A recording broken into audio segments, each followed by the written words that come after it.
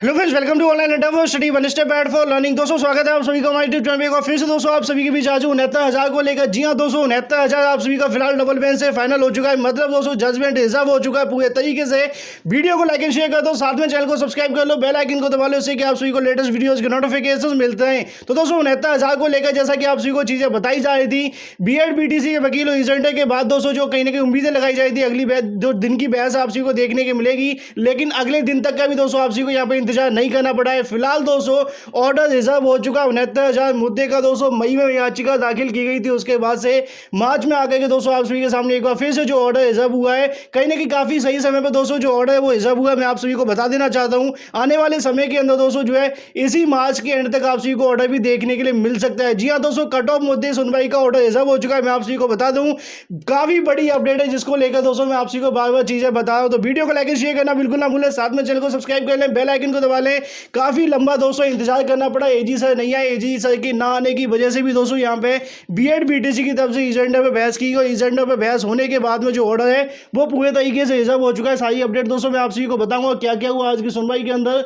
Point two point चीजें दोस्तों आप सभी को बताई जाएंगी, लेकिन सबसे बड़ी खबर जिसको लेकर कहीं नहीं काफी लंबे समय से आप सभी के कान तरस चुके थे ऑर्डर रिजर्व को लेकर, वो ऑर्डर रिजर्व हो चुका है। जी हाँ दोस्तों, चलिए देख लेते हैं क्या क्या आज की सुनवाई के अंदर आप सभी को देखने के लिए मिला है। अब हम बात करते हैं दोस्तों आज की सुनवाई के अंदर क्या क्या वो पॉइंट बाई पॉइंट दोस्तों आप सभी को सारी चीज़ें बताई जाएंगी। जैसा कि दोस्तों मैं आप सभी को बता देना चाहता हूं कि पिछले वीडियो के अंदर मैंने आप सभी को सारी अपडेट प्रोवाइड की थी, लाइव आकर के भी दोस्तों सारी अपडेट प्रोवाइड की गई थी। तो फिलहाल दोस्तों जैसा कि मैंने आप सभी को बताया कि प्रयास सर को लेकर दोस्तों आज बहस आरंभ की। प्रयास सर ने दोस्तों 40-45 को बचाने के लिए दोस्तों अपनी बहस आरंभ तो कर दी, लेकिन कहीं ना कहीं दोस्तों उन्हीं पॉइंटों को लेकर बहस की गई जो कि दोस्तों पहले भी हो चुके। चाहे दोस्तों भागा की बात करें या फिर दोस्तों एज के अंदर छूट की बात करें, मतलब दोस्तों सुप्रीम कोर्ट के आदेश के अनुसार उन्होंने बहस को यहाँ पे आरंभ किया। तो अनिल तिवारी सर की तरफ से बीच में ही कह दिया गया था कि आप अपने जो बहस है वो जल्दी से संपन्न कर लें। सुप्रीम कोर्ट के द्वारा शिक्षा मित्र को दोस्तों जो भी छूटें मिली थी उनको लेकर यहाँ पे चीज़ें प्रोवाइड की गई। फिर उसके बाद में 68 या 69,000 को दोस्तों एक चीज़ बताने की कोशिश की गई, जहाँ पे उन्होंने कहा कि 68,500 69,000 दोनों कंसेक्यूटिव मतलब लगातार भर्तियाँ हैं, इसके अंदर किसी तरह की कोई प्रॉब्लम नहीं होनी चाहिए, एक ही कट ऑफ जो है यहाँ पे लागू होना चाहिए था। जिस पर दोस्तों जज साहब की तरफ से कहा गया कि 68,500 को लेकर यहाँ कोई डिस्प्यूट नहीं है, आप 69,000 के बारे में चर्चा करें। साथ में दोस्तों मैं आप सभी को और भी चीज़ें बताना चाहूँगा। उन्होंने ये भी कहा कि जब 68,500 के जो कट ऑफ जारी किया गया था उसके अंदर कट ऑफ था, लेकिन 69,000 का जब जीओ आया उसके अंदर किसी तरह का कोई कट ऑफ नहीं रखा गया था। तो कहीं ना कहीं जो पुरानी भर्ती का कट ऑफ है उसी को यहाँ पे लागू करना चाहिए था। इस तरीके के पॉइंट दोस्तों यहाँ पे देखने के लिए मिले, जिसपे दोस्तों जज साहब की तरफ से फिर टोका गया। उनका कहना था कि आप लीगल ग्राउंड्स को लेकर चर्चा करें, जो भी आपकी बहस है वो पहले से ही यहाँ पे हो चुकी है। उन्होंने यहाँ पे ये भी कहा कि 2 लगातार भर्तियों के अंदर किसी तरह की एक अलग अलग जो कट ऑफ है वो नहीं हो सकती है, लेकिन कहीं ना कहीं दोस्तों जो बहस है वो जाती हुई दिखाई दे दी पुराने एडवोकेट्स को लेकर। तो उसी चीज़ को लेकर दोस्तों जज साहब की तरफ से यहाँ पे साफ साफ बोल दिया गया कि आप अपनी सबमिशन जो है रिटन के अंदर दे सकते हैं। इसी के साथ प्रयास सर की जो बहस है वो समाप्त हो गई। उसके बाद में दोस्तों गौरव तिवारी सर बोलना शुरू हुए, जो कि दोस्तों जूनियर वकील है, मैंने आप सभी को एक बार बताया भी था। तो उनकी तरफ से दोस्तों यहाँ जो पॉइंट वो रखे गए, सिर्फ 10 मिनट का समय मांगा गया था, जज साहब की तरफ से समय दिया भी गया, लेकिन कहीं ना कहीं दोस्तों मिनिमम को लेकर उनकी तरफ से बहस की गई। साथ में जो पॉइंटों को लेकर बहस कर रहे थे वो भी लगभग एक जैसे ही पॉइंट थे, उनको भी दोस्तों यहाँ पे जज साहब की तरफ से बिठा दिया गया। और उसके बाद में रिजोइंडर पर बहस आरंभ होती है, मतलब दोस्तों रिजोइंडर जो कि बीएड बीटीसी की तरफ से देखने के मिला। माधव सर दोस्तों बहस करने जा रहे थे, लेकिन कालिया सर ने दोस्तों उनको रोका। उसकी तरफ से उन्होंने कहा कि जज साहब से कि मैं 10 मिनट बोलना चाहूंगा। उसी चीज़ को लेकर यहाँ पे पॉइंट बाई पॉइंट दोस्तों जो उनकी बहस है वो आरंभ की गई। सबसे पहले दोस्तों क्वालिटी ऑफ अपॉइंटमेंट को लेकर यहाँ बात की कि मतलब क्वालिफिकेशन फॉर अपॉइंटमेंट को लेकर यहाँ पॉइंट जो रखा गया। साथ में उन्होंने ये कहा कि बेसिक की नियमावली के अंदर इस तरह की जो चीज़ें हैं मिनिमम को लेकर सारी की सारी चीज़ें दोस्तों जज साहब को यहाँ पे दिखाई गई। उन्होंने यहाँ पे ये भी बताया कि मिनिमम को विस्तृत रूप से अगर समझा जाए तो जो कि शिक्षा मित्रों के वकीलों की तरफ से बताया गया कि मिनिमम 50 से कम होना चाहिए, ऐसा बिल्कुल नहीं है। उसको दोस्तों पूरे तरीके से यहाँ पर रेफरेंस देकर जो है मिनिमम को समझाने की यहाँ पे न्यायालय के सामने कोशिश की गई। उसी को लेकर दोस्तों एनसीटी की गाइडलाइन को लेकर जज साहब को दिखाया। एनसीटी की गाइडलाइन को अगर माने दोस्तों 55-60 उसके अंदर होता है। शिक्षा मित्र अधिवक्ताओं के द्वारा लगातार दोस्तों जो है 50 से नीचे जो है मिनिमम को लेकर यहाँ बताने की कोशिश की गई। एनसीटी की गाइडलाइन एवं टेट की कट ऑफ के बारे में भी दोस्तों यहाँ पर बताया गया। ऑक्सफोर्ड का दोस्तों रेफरेंस देते हुए मिनिमम मार्क्स को संबंध में न्यायालय ने कालिया सर से दोस्तों जो पुस्तक भी दिखाई गई, सारी की सारी जो मतलब कि सारे के सारे पॉइंट जो भी रखे गए हैं उन सबको दोस्तों यहाँ जज साहब को दिखाने की कोशिश भी की गई है। Minimum doesn't mean the smallest portion, मतलब उनका कहने का मिनिमम का मतलब ये नहीं, कम से कम जो भी पोर्शन होगा आप उसको मिनिमम बोल देंगे। जब एनसीटी ने टेट के लिए 55-60 माना है तो इससे नीचे मिनिमम कैसे हो सकता है, इस चीज़ को लेकर भी दोस्तों यहाँ पर कालिया सर की तरफ से बहस की गई। परीक्षा में शामिल होने को लेकर भी दोस्तों यहाँ पर पॉइंट उठाए गए कि परीक्षा में शामिल हुए अभ्यर्थियों के साथ समान व्यवहार होना चाहिए। परीक्षा सफल होने के बाद एपेक्स कोर्ट के द्वारा दी जा रही सभी छूटें जो है प्राप्त होंगी। मतलब एज और भारांक को लेकर यहाँ पे कहा गया कि अगर आप सफल होंगे तो आपको सारी की सारी जो छूट है वो मिलेंगी। इस चीज़ को लेकर आपको यहाँ परेशान होने की जरूरत नहीं है।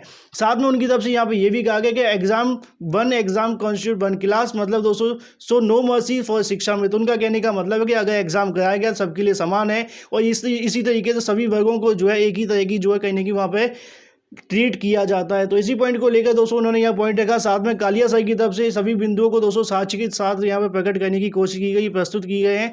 अगर बात करें दोस्तों कालिया सर ने यह भी कहा कि एज रिलैक्सेशन और वेटेज भी दिया जा रहा है। अब उनको कहीं ना कहीं एज रिलैक्सेशन के साथ में पासिंग मार्क के अंदर भी कहीं ना कहीं बदलाव चाहिए, जो कि सुप्रीम कोर्ट ने ऐसा कुछ भी नहीं कहा था। सिर्फ और सिर्फ एज को लेकर बात की गई थी और कहीं ना कहीं उम्र के अंदर बात की गई थी। दोनों चीज़ें एक ही हैं। साथ में अगर बात करें भारांक को लेकर भी यहाँ पे कहा गया कि पहले से उम्र में दोस्तों भारांक समेत तमाम छूटें लाभ ले रहे हैं। पक्ष आर्टिकल 14 के सापेक्ष गुमराह कर सकता है, लेकिन न्यायालय इस चीज को समझ सकती है कि आर्टिकल 14 का नुकसान यहाँ पे भी ये भी हुआ कि बीएड बीटीसी भी दोस्तों सेम कट ऑफ पे बाहर हो रहे हैं। यहाँ पे दोस्तों सारी के सारे पॉइंटों को लेकर रखा गया। उनकी तरफ से ये भी कहा गया कि याचिका में दाखिल ग्राउंड्स को अलावा जिन मुद्दों पर बहस हुई है उन्हें कंसीडर नहीं किया जाना चाहिए। एपेक्स कोर्ट ने जब फैसला दिया था तब क्राइटेरिया किया था और कोर्ट ने दोस्तों निर्देश नहीं दिया था कि एटीआई है कोई परीक्षा नहीं लगाई जा सकती। इस तरीके से दोस्तों जो चीज़ें रखी गई थी, आप सभी को पता है कि शिक्षा मित्रों की तरफ से उनका कहना था कि दोस्तों जो एटीआई रखी गई है वो कहीं ना कहीं दोस्तों जो है उस पर सवाल जवाब उठाए गए थे, लेकिन ऐसा कहीं कुछ भी नहीं था। उनका यहाँ पे जो है सुप्रीम कोर्ट की तरफ से बताया गया, सुप्रीम कोर्ट ने साफ साफ कहा था कि जब फैसला दिया गया था सिर्फ क्राइटेरिया को यहाँ पर डिसाइड किया गया था, ये नहीं कहा था कि कौन सी परीक्षा करनी है नहीं करना है, वो सिर्फ सरकार के ऊपर डिपेंड था। सारी की सारी चीज़ें दोस्तों यहाँ पर कालिया सर की तरफ से देखने के लिए मिली। कालिया सर के द्वारा दोस्तों यहाँ पे ये भी बताया कि सरकार के पास पूरा अधिकार है एटीआई के अंदर जो भी दोस्तों जो कट ऑफ लगाने का इस चीज़ को लेकर उसके पास पावर 2x1 रूल के अकॉर्डिंग दोस्तों यहाँ पे सारी चीज़ें बताई गई हैं। साथ में दोस्तों मैं आपसी को एक और चीज़ बताना चाहूँगा, सारे के सारे दोस्तों आज जो पॉइंट रखे गए, जब प्रयास से बहस करे तो काफ़ी स्लो बहस देखने के लिए मिल रही थी, लेकिन बाद में दोस्तों कालिया सर की तरफ से जो बहस की काफ़ी फास्ट दोस्तों देखने के लिए मिली गई। यहाँ पर अगर दोस्तों मैं आपसी को और भी पॉइंट यहाँ क्लियर करना चाहूँगा, यहाँ पर दोस्तों ये भी कहा गया रूल में कट ऑफ लगाने का प्रावधान है। जो अभ्यर्थी पहले से पता था इस चीज़ को लेकर, किसी को भी ये कट ऑफ पहले नहीं बताया गया था, ऐसा नहीं है कि बीएड बीटीसी को यहाँ पे जो कट ऑफ पहले से बताया गया हो। शिक्षा मित्रों ने याचिका दायर की एटीआई एग्जाम होना चाहिए था। मतलब दोस्तों अगर उनको प्रॉब्लम है, अगर इस तरीके की कोई प्रॉब्लम थी तो कट ऑफ फिक्स करवाना ही चाहते थे तो एग्जाम के पहले करवाना चाहिए था, एटीआई एग्जाम ही नहीं होना चाहिए था। अगर आपको जो है कहीं ना कहीं प्रॉब्लम इस चीज़ को लेकर थी तो यहाँ पर दोस्तों जो है कालिया सर की तरफ से पॉइंट रखे गए। शिक्षा मित्रों का यह कहना उनके आर्टिकल 14 का उल्लंघन हुआ है, पूरे तरीके से गलत है। सारी की सारी चीज़ें यहाँ पर बताई गई। पहली परीक्षा और दूसरी परीक्षा में अंतर को विस्तृत रूप से यहाँ पर समझाने की कोशिश कालिया सर की तरफ से की गई। साथ में कालिया सर ने अनुरोध किया कि हमारा लिखित और कंप्लाइजेशन को पढ़ने के बाद ही किसी निष्कर्ष पे आप जाएं, जिसके लेकर दोस्तों जो है कालिया सर ने अपनी बहस भी पूरे तरीके से समाप्त कर दी। मतलब दोस्तों बीटीसी पे कालिया सर की जो बहस है वो समाप्त हो गई थी। उसके बाद में चंदा सर ने थोड़े समय के लिए दोस्तों जो अनुरोध किया 90-97 पक्ष रखने के लिए, जहां पर दोस्तों न्यायालय की तरफ से बिल्कुल उनको अग्री किया गया। तो आनंद यादव केस के शिक्षा मित्रों द्वारा आधे छिपाए गए तथ्यों को न्यायालय के समझ रखने की दोस्तों जो कोशिश है वो की गई। प्रशांत चंद्रा जी की तरफ से जो कि बीएड के वकील हैं, छूट मिलेगी पर किस स्टेज पे मिलेगी ये पूर्ण बिंदुओं को लेकर यहाँ पर समझाया गया। मतलब दोस्तों छूट जो एज और भारांक को लेकर आप समझ जाइएगा, उसी चीज़ को लेकर यहाँ पर समझाया गया। साथ में चंदा सर को नया दोस्तों एजेंडर 90-97 पक्ष को दोस्तों जो है यहाँ पे कहीं ना कहीं मजबूती देने की दोस्तों पूरी कोशिश की। एजेंडर के अंदर कालिया सर ने दोस्तों जो है अपना पक्ष पूरा कर दिया था। उसके बाद दोस्तों चंदा सर ने कहीं ना कहीं दायित्व संभाल लिया। प्रशांत चंद्रा जी की तरफ से दोस्तों काफ़ी हद तक जो बहस है कम से कम देखने के लिए मिली। जैसा कि मैं आप सभी को बता दूं एनसीटी को लेकर कुछ संशोधनों को लेकर भी दोस्तों जो बहस देखने को मिली, और उसके बाद में आप सभी को जो चीज़ें मैं बता दूं कुछ कट ऑफ को लेकर बहस करते हुए 90-97 का दोस्तों पूरा पक्ष उनकी तरफ से रख दिया गया। उनका भी सबमिशन दोस्तों जो आज पूरा कर दिया गया। उसके बाद में दोस्तों जो कमान संभाली वो माथुर सर जो कि दोस्तों बीएड के दूसरे वकील हैं। माथुर ने सबसे पहले दोस्तों सुप्रीम कोर्ट के कई जजमेंट को लेकर यहाँ बताया कि क्वालिटी एजुकेशन के अनुसार दोस्तों जो है कहीं ना कहीं सुप्रीम कोर्ट चाहती है क्वालिटी एजुकेशन मिलना चाहिए, इसी चीज़ को लेकर यहाँ पे बताया गया। और साथ में दोस्तों कहीं ना कहीं उनकी गुणवत्ता योग्य शिक्षकों को लेकर यहाँ पे जो बातें वो की गई माथुर की तरफ से। सरकारी आदेश को लेकर भी यहाँ पे स्पष्ट किया गया, उनकी तरफ से कहा गया कि कट ऑफ उसी भर्ती के लिए था, दूसरी भर्ती के लिए नहीं था। सारे के सारे पॉइंट यहाँ पर रखे गए। साथ में दोस्तों मैं आपसी को और भी यहाँ चीज़ें बताना चाहूँगा। Time to time such minimum जो है लगाने की बात जो है माथुर की तरफ से यहाँ पे बताई गई। मिनिमम पासिंग मार्क को लेकर यहाँ पर सारी की सारी चीज़ें स्पष्ट की गई दोस्तों माथुर की तरफ से।